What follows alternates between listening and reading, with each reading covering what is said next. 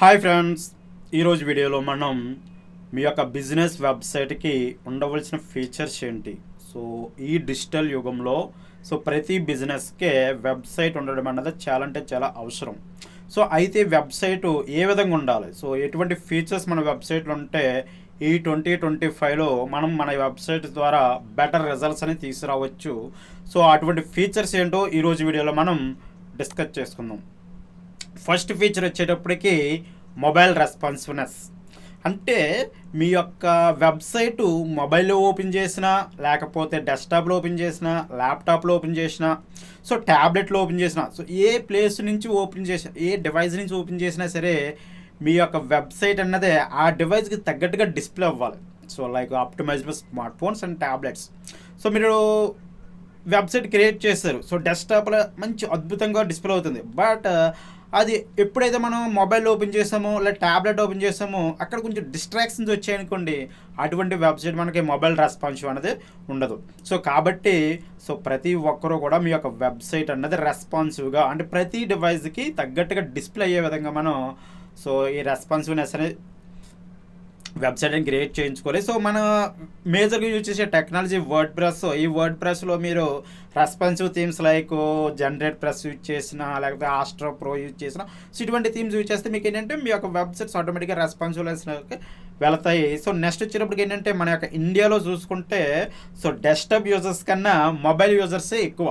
Okay, మన యొక్క websites చూసుకున్నా, సోషల్ మీడియా చూసుకున్నా, ఏ ప్లాట్ఫామ్ని యూజ్ చేసే యూజర్స్ తీసుకున్నా మేజర్ పీపుల్ ఏంటంటే మొబైల్ నుంచి యాక్సెస్ చేస్తారు. కాబట్టి మీరు మస్ట్ అండ్ షుడ్గా మీ యొక్క వెబ్సైట్ అన్నదే మొబైల్ రెస్పాన్సివ్నెస్ ఉందా లేదా చెక్ చేసుకోవాలి. ఓన్లీ డెస్క్టాప్లోనే బ్యూటిఫుల్గా డిస్ప్లే అయితే సరిపోదు, మీ యొక్క మొబైలు, స్మార్ట్, అదేవిధంగా ట్యాబ్లెట్, వీటిలో అన్నదే వెబ్సైట్ అన్నది బ్యూటిఫుల్గా డిస్ప్లే అయ్యే విధంగా మనం మన యొక్క వెబ్సైట్ని సెట్ చేసుకోవాలి. నెక్స్ట్ వచ్చేటప్పటికి fast loading speed. Loading speed అనేది చాలా ఇంపార్టెంట్. ఇప్పుడు యూజరు మీ యొక్క వెబ్సైట్కి సెర్చ్ ఇంజిన్ అవ్వచ్చు, లేకపోతే డైరెక్ట్గా అవ్వచ్చు, మీ యొక్క వెబ్సైట్ విజిట్ చేసిన వెంటనే వెబ్సైట్ డిస్ప్లే అయ్యింది అనుకోండి, యూజర్ అనేది ఆ వెబ్సైట్లో ట్రావెల్ చేస్తారు. లేదు వెబ్సైట్ విజిట్ చేసిన తర్వాత చాలా టైం పడుతుంది అనుకోండి లోడ్ అవ్వడానికి. అప్పుడు ఏం చేస్తారు, యూజర్స్ సింపుల్గా బ్యాక్ బటన్ స్కిప్ చేసేస్తారు. అదే గూగుల్ నుంచి వచ్చే ట్రాఫిక్లో బ్యాక్ బటన్ మాత్రం క్లిక్ చేశారా మీ యొక్క ర్యాంకింగ్స్ అనేవి డ్రాప్ అయిపోతాయి. ఫాస్ట్ లోడింగ్ స్పీడ్ అన్నదే యూజర్ ఎక్స్పీరియన్స్కి, అదేవిధంగా ఎస్ఈఓ ప్రకారంగా కూడా చాలా అంటే చాలా పాత్ర అనేది పోషిస్తుంది. Effect user experience and Google ranking. Page జనరల్గా చూసుకుంటే మీరు వెబ్సైట్స్ని అండర్ 3 seconds లోడ్ అయ్యే విధంగా మీ యొక్క వెబ్సైట్స్ ఆప్టిమైజ్ చేసుకుంటే చాలా బెటర్. నెక్స్ట్ వచ్చేటప్పటికి ఎస్ఈఓ ఆప్టిమైజేషన్. చాలామంది ఏంటంటే వెబ్సైట్స్ క్రియేట్ చేయించుకుంటారు, కానీ దాన్ని ఎస్ఈఓ ఆప్టిమైజేషన్ మెయిన్గా on page optimization, title optimization అవ్వచ్చు, మెటా డిస్క్రిప్షన్ ఆప్టిమైజ్ అవ్వచ్చు, కంటెంట్ ఆప్టిమైజేషన్ అవ్వచ్చు, ఇమేజెస్ ఆప్టిమైజ్, ఈ థింగ్స్ అన్నవి ల్యాగ్ అవుతారు.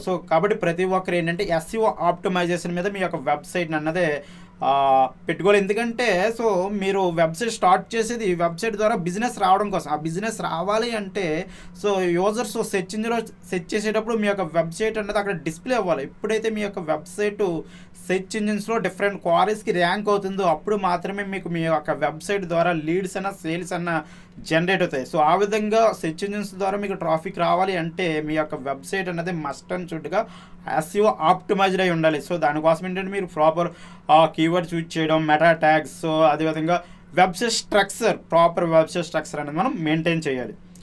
నెక్స్ట్ వచ్చేటప్పటికి ఎస్ఎస్ఎల్ సర్టిఫికేట్.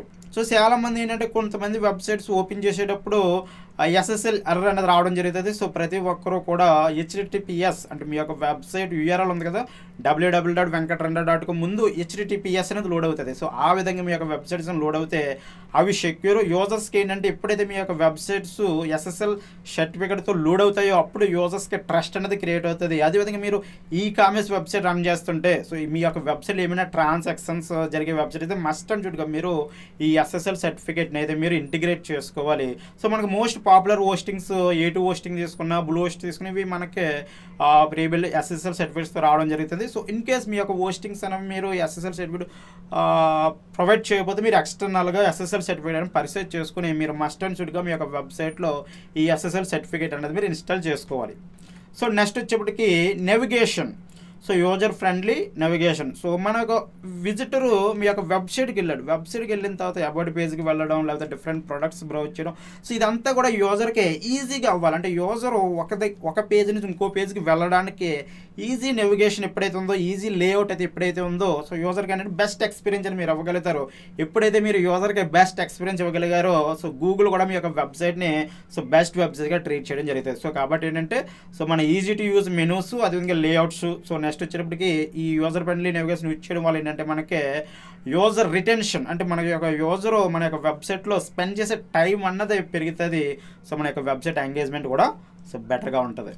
సో నెక్స్ట్ వచ్చేటప్పటికి కంటెంట్ మేనేజ్మెంట్ సిస్టమ్. సో మీ యొక్క వెబ్సైట్ వర్డ్ ప్రెస్తో బిల్డ్ చేశారనుకోండి, సో ఆటోమేటిక్గా మీకు వర్డ్ ప్రెస్ ద్వారా కంటెంట్ మేనేజ్మెంట్ సిస్టమ్ అంటే మీరు బ్లాగ్ ఫీచర్ అనేది ఆటోమేటిక్గా వస్తుంది. ఇన్ కేస్ మీరు PHPలోనో HTML మీరు డెవలప్ చేస్తే ఈ కంటెంట్ మేనేజ్ సిస్టమ్ మీద మీరు ఫోకస్ చేయాలి. సో ఎందుకంటే మన యొక్క వెబ్సైట్ చూసుకుంటే, మన యొక్క హోమ్ పేజ్ చూసుకున్న, సర్వీసెస్ పేజెస్ చూసుకున్న, ఇవి వెరీ లెస్ కీవర్డ్స్కి మాత్రమే టాపిక్ తీసుకొచ్చే అవకాశం ఉంటుంది. మీరు మోర్ అండ్ కీవర్డ్స్కి మీ యొక్క వెబ్సైట్ని ర్యాంక్ చేయాలంటే మీరు మస్ట్ అండ్ షుడ్గా మీరు ఆర్టికల్స్ అన్నది మీరు రైట్ చేయాలి. సో ఎప్పుడైతే మీరు మోర్ ఆర్టికల్స్ మీ యొక్క వెబ్సైట్లో రైట్ చేస్తారో అప్పుడు మాత్రమే మీకు మోర్ ట్రాఫిక్ అన్నది సెర్చ్ ఇంజిన్స్ వస్తుంది. సో కాబట్టి అలా మీరు ఎక్కువ ఆర్టికల్స్ రైట్ చేయాలి. మీ యొక్క వెబ్సైట్ ఎక్కువ ఆర్టికల్స్ని మీరు మేనేజ్ చేయాలంటే మనకు మస్ట్ అండ్ షుడ్గా కంటెంట్ మేనేజ్మెంట్ సిస్టమ్ అంటే CMS అన్నది మనం యూజ్ చేయాలి. సో ప్రతి వెబ్సైట్కి ఈ CMS ఫీచర్ అనేది ఇంపార్టెంట్. సో నెక్స్ట్ వచ్చేటప్పటికి call to action buttons. So కొంతమంది వెబ్సైట్స్ డిజైన్ చేస్తారు, అందరూ ఎటువంటి కాంటాక్ట్ చేయండి, లేకపోతే సబ్స్క్రైబ్ చేసుకోండి, లేదా ఈ బుక్ డౌన్లోడ్ చేసుకోండి, లేదా ఈ మినీ కోర్సులోకి రిజిస్టర్ అవ్వండి, ఇటువంటి మనకి contact buttons, call to actions అనేది ఎప్పుడైతే ఉంటాయో మన యొక్క వెబ్సైట్లో అప్పుడు మనకి కన్వర్షన్స్ అనేవి మనకి బెటర్గా ఉంటాయి. సో నెక్స్ట్ వచ్చేటప్పటికి అనలిటిక్స్ ఇంటిగ్రేషన్. ఇది చాలా ఇంపార్టెంట్. మీరు వెబ్సైట్ క్రియేట్ చేసిన తర్వాత లేదా బ్లాగ్ ఇంటిగ్రేట్ చేసిన తర్వాత సో మస్ట్ అండ్ షుడ్గా గూగుల్ అనలిటిక్స్ అయితే మీరు ఇన్స్టాల్ చేసుకోవాలి. సో ఎప్పుడైతే మీరు మీ యొక్క వెబ్సైట్లో ఈ గూగుల్ అనలిటిక్స్ ఇన్స్టాల్ చేస్తారో అప్పుడు మీ యొక్క వెబ్సైట్కి వచ్చే ప్రతి విజిటర్ని ఈ పర్టికులర్ జావాస్క్రిప్ట్ కూడా ట్రాక్ చేస్తుంది. సో కాబట్టి మీకు విజిటర్స్ ఎక్కడి నుంచి వచ్చారు, ఏ పేజ్కి ఎక్కువ మంది విజిటర్స్ వస్తున్నారు, ఏ పర్టికులర్ కీవర్డ్స్, ఈ విధంగా డిఫరెంట్ మీ యొక్క వెబ్సైట్కి వచ్చే ప్రతి ట్రాఫిక్ మీరు బెటర్గా అనలైజ్ చేయొచ్చు. సో దాన్ని బేస్ చేసుకుని మీరు డేటా డ్రివెన్ డెసిషన్స్ అంటే మీ యొక్క ఏ ప్రొడక్ట్స్ మీ దాంట్లో ఒక 4 ప్రొడక్ట్స్ ఉన్నాయి, 4 ప్రొడక్ట్స్లో యూజర్స్ ఏ ప్రోడక్ట్ని ఎక్కువ పర్చేజ్ చేస్తున్నారు. సో నెక్స్ట్ వచ్చేటప్పటికి ఏ ప్రోడక్ట్కి ఎక్కడెక్కడి నుంచి ట్రాఫిక్ వస్తుంది, సో మనం ఎక్కడెక్కడ ఎఫర్ట్ పెట్టాలి, ఇటువంటి థింగ్స్ అన్నీ కూడా మనకి ఎప్పుడైతే మీరు ఈ అనలిటిక్స్ ఇంటిగ్రేట్ చేశారో లైక్ గూగుల్ అనలిటిక్స్ టూలు అప్పుడు మీరు బెస్ట్ డేటా డ్రివెన్ డెసిషన్స్ అనేది మీరు తీసుకోవచ్చు. సో నెక్స్ట్ వచ్చేటప్పటికి సోషల్ మీడియా ఇంటిగ్రేషన్. మనకు తెలిసింది ఇప్పుడు పాపులర్గా ఉన్న ప్లాట్ఫామ్స్ ఏంటంటే సోషల్ మీడియాలోనే యూజర్స్ వాళ్ళ యొక్క వాల్యుబుల్ టైం అనేది స్పెండ్ చేస్తున్నారు. కాబట్టి సో మీరు మీ యొక్క వెబ్సైట్లో ఫేస్బుక్ పేజ్ అవ్వచ్చు, ఇన్స్టాగ్రామ్ ప్రొఫైల్ అవ్వచ్చు, LinkedIn page or profile, YouTube channel, వీటి యొక్క ప్రొఫైల్స్ ఇంటిగ్రేట్ చేస్తే సో యూజర్స్ మీ యొక్క వెబ్సైట్కి వచ్చిన యూజర్స్ ఆ ప్రొఫైల్స్ విజిట్ చేసి అక్కడి నుంచి ఫాలో అవుతారు. అక్కడి నుంచి మీరు సమ్ పోర్షన్ ఆఫ్ ఆడియన్స్ని మీరు బిల్డ్ చేసుకోవచ్చు. సో నెక్స్ట్ వచ్చేటప్పటికి స్కేలబుల్ డిజైన్. సో ప్రతి వెబ్సైటు డిజైన్ అన్నదే లేదా ఫీచర్స్ అనేవి నెక్స్ట్ లెవెల్ తీసుకెళ్లే విధంగా మనం డిజైన్ చేయించుకోవాలి. ఓకే, సో మీరు ఇప్పుడు ఒక వెబ్సైట్ స్టార్ట్ చేశారు, ఫ్యూచర్లో ఇందులో బ్లాగింగ్ ఇంటిగ్రేట్ చేద్దాం అనుకున్నాను, అప్పుడు ఏం చేయాలి? సో స్కేలబిలిటీ, సో బ్లాగింగ్ ఆ ఫీచర్ యాడ్ చేయగలగాలి. లేదా నాకు ఫ్యూచర్లో నేను కామర్స్ ఫంక్షనాలిటీ తీసుకురావాలనుకుంటున్నాను, అప్పుడు మీరు కామర్స్ ఫంక్షనాలిటీ అది సపోర్ట్ చేస్తుందా లేదా? సో ఆ విధంగా మనం స్కేలబుల్ డిజైన్ వచ్చే విధంగా మన యొక్క వెబ్సైట్ని డిజైన్ చేసుకోవాలి. సో ఇది ఫ్రెండ్స్ మీ యొక్క వెబ్సైట్లో ఉండాల్సిన టాప్ 10 ఫీచర్స్. సో ఈ వీడియో మీకు హెల్ప్ అవుతుంది కోరుకుంటున్నాను. సో మీకు మీ యొక్క బిజినెస్కే ఒక ఫీచర్ రిచ్ వెబ్సైట్ కావాలనుకుంటే ఇప్పుడే మమ్మల్ని సంప్రదించండి. సో మేము మీకు ఒక beautiful website, conversion focused website అన్నది మీకు క్రియేట్ చేసి ఇవ్వడం జరుగుతుంది, అది అఫోర్డబుల్ రేట్స్లో.